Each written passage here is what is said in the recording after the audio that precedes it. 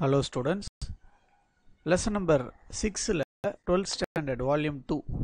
exercise problem number 3 கரெக்டா lesson number 6ல இருக்கும் முக்கியமான கான்செப்ட் ஓரியன்டடான ஒரு ப்ராப்ளம் இது சூப்பரான ஒரு problem a beam of light consisting of red green blue சரியா ஒரு ரெட் கலர் லைட்டு ஒரு ப்ளூ கலர் லைட்டு ஒரு green அடுத்து வந்து ப்ளூ இந்த மூணு கலர்ஸ் லைட் கொடுத்துருக்காங்களாம் சரியா The refractive index of the material of the prism for the above red, green, blue colors are red color அதோடைய refractive index value எவ்வளோ கிடைக்குதுன்னு பார்த்தீங்கன்னா இந்த prism பொறுத்து 1.39 கிடைக்குதான்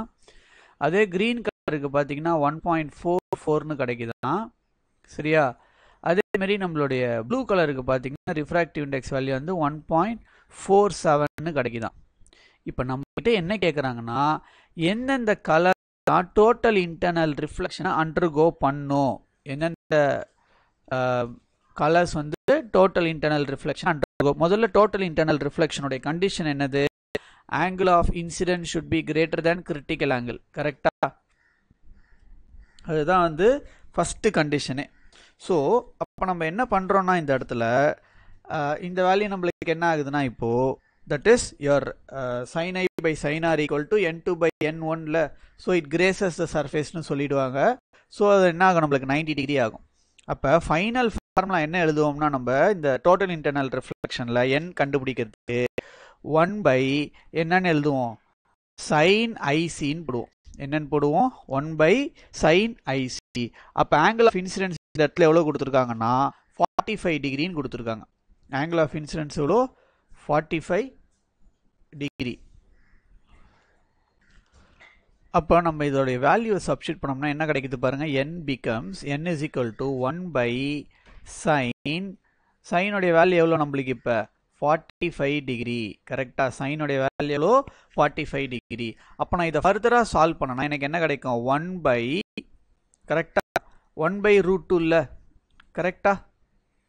இதோடைய வேல்யூ எனக்கு sin 45 உடைய வேல்யூ அப்போ நான் இதை ஃபர்தராக சால்வ் பண்ணும்போது n is equal to denominator of denominator என்ன ஆகிடும் நியூமரேட்டர் ஆகிடும் அப்போ என்னுடைய வேல்யூ எனக்கு என்னன்னு கிடைக்கும் ரூட் 2 உடைய வேல்யூ எவ்வளோ 1.414 இப்போ இது அப்படியே கம்பேர் பண்ணுங்க எதோட கம்பேர் பண்ணுறோன்னு இப்போ நம்மளுக்கு கிடச்சிருக்கிற ஆன்சர் என்னது n is equal to 1.414 இது நம்மளுக்கு இப்போ கிடச்சிருக்கக்கூடிய ஆன்சர் எதோட ஆன்சரு பிரிசமோடைய ரிஃப்ராக்டிவ் இண்டெக்ஸ் கரெக்டா அப்போ கிரீன் ரெட் கலர் பாருங்க அதோடைய வேல்யூ எப்படி இருக்கு கம்மியா இருக்கு அதோடைய வேல்யூ எப்படி இருக்கு எதோட கம்மியா இருக்கு இந்த ஃபைனல் ஆன்சரோட இது கம்மியா இருக்கு அப்போ இது என்ன ஆகும்னா எமர்ஜ் ஆயிடும் வெளியில வந்துடும் இது சரியா எமர்ஜஸ் அவுட் அப்படின்னு சொல்லுவோம் சரியா எமர்ஜ் ஆயிடும் அதே கிரீன் கலர் ப்ளூ கலரும் பாத்தீங்கன்னா இந்த வேல்யூவை விட 1.41 விட எப்படி இருக்கு 1.44 1.47 எப்படி இருக்கும் இது ரெண்டுமே பெரிய வேல்யூவா இருக்கு கரெக்ட் அப்ப இது ரெண்டும் என்ன ஆகும்னா நம்மளுக்கு டோட்டல் இன்டர்னல் ரிஃப்ளெக்ஷனை அண்டர்கோ பண்ணும் சரியா டோட்டல் இன்டர்னல் ரிஃப்ளெக்ஷன் என்ன பண்ணும் அண்டர்கோ பண்ணும் ஸோ அதுதான் இந்த இடத்துல கொடுத்துருக்காங்க green and blue sapphire total internal reflection அவங்க ரெண்டு பேரும் என்ன பண்ணிடுவாங்க